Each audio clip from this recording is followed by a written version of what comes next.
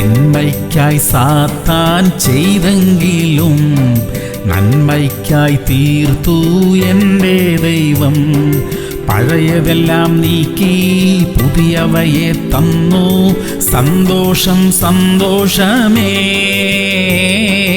ഉല്ലാസം ഉല്ലാസമേ.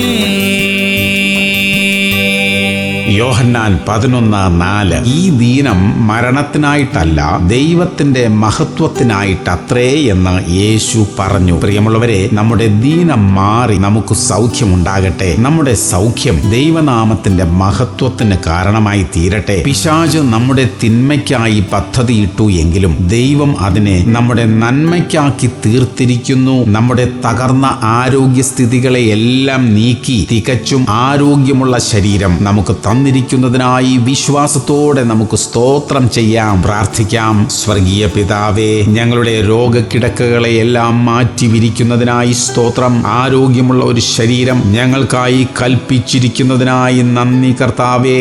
യേശു ക്രിസ്തുവിന്റെ നാമത്തിൽ തന്നെ. ആമേൻ, ആമേൻ, ആമേൻ.